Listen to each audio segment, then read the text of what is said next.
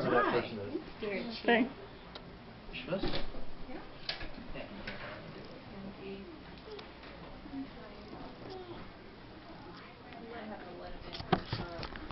What's your question? My life changed with two simple phrases. They were, your daughter needs ear tubes, and we also like to do a genetic test on her. I had no idea the journey my life would take. When my daughter was born, she had some issues, but nothing that was outstanding that would make us think that something was wrong with her. But at the age of 2, she was diagnosed with what is called velocardiofacial syndrome, also known as 22 deletion. According to Ann Bassett, a medical director of schizophrenia research program at the University of Toronto, had this to share. The estimated prevalence of 22 deletion is 1 in 4,000 live births, making 22q11.2 deletion syndrome the second most common genetic condition other than Down syndrome, end quote. With 22 deletion being the second highest genetic condition, many people don't even know what it is, let alone how it can affect your life and what other issues there could be with it. In our lives, my daughter at the age of 2 was only saying mommy and no. Didn't know that there was anything wrong with her. Up until we went to a ENT who diagnosed her, who had noticed that she had palate problems, who then eventually diagnosed her with 22 deletion. So what is 22 deletion? 22 deletion is, you have 23 chromosomes, and on your 22nd chromosome, it deletes a part of itself. These chromosomes are what make you up. That's how you become the person you are. That gives you your eye colors, your hair color, how tall you're going to be. And with this deletion, it only affects certain parts of the body. Although there are 200 different findings of what clinically could be wrong, the most significant ones are you can have heart problems, kidney issues, immune problems where your immune system doesn't work right, palate problems where it doesn't work the way it's supposed to, so your speech isn't there, and that's where you get your speech problems. You can have learning disabilities, which comes with all of these other problems. You can also be bipolar, schizophrenic, and have seizures. My daughter was very lucky. She only has the palate problems, but even though with the palate problems, she also has the speech problems. We have gone to speech therapy and done anything that we can to help her with this speech. I do have a little snippet that I'm going to show you with her speech.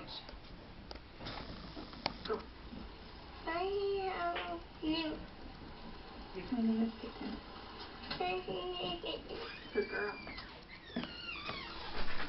My daughter's now at the age of 5, and this is what her speech is like. For many of you, you probably don't understand what she said, but she told us that her favorite color was blue and that her name was Peyton.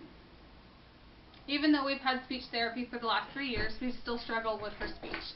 And there are many times we still don't understand her. And we come down to simply guessing games. We end up trying to guess what she wants.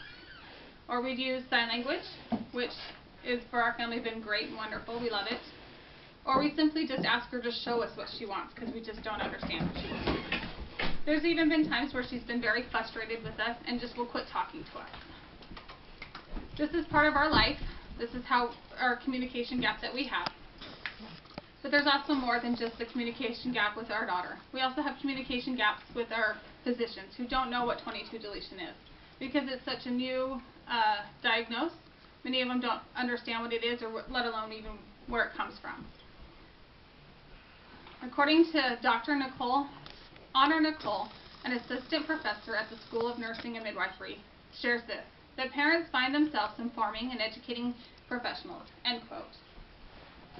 For many of us, like my family, we've come to find out that because of this lack of knowledge that's being shared with the physicians, we do end up being the ones that teach them what 22 deletion is. And we simply do this just to help them help our daughter with the best care that they can give her, an understanding of what it is.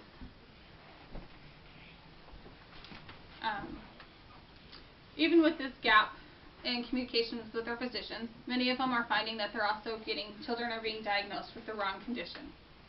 Many children are being diagnosed with autism even though they have 22 deletion. According to the University of California, Davis Health Systems, that conducted a study on children with 22q11.2 deletion and autism, had this to share. The research found that none of the children with 22.11 or 2211.2 deletion syndrome met strict diagnostic criteria for autism. Basically meaning that even though these children under just what they assumed would meet autism standards, they don't. They are actually have 22 deletions. And I only share this information to help educate people so that they can help keep their children the best care that they can, and that they are the advocates for their children, and to keep them as healthy as they can, and to help them with what they can. In conclusion, I would just like to make sure that everybody knows at the end of this that they've learned what 22 deletion is, how communication gaps happen between not just family members, but also physicians, and how we've come to bridge those communication gaps, and that's just to be the best advocate for they can for their families.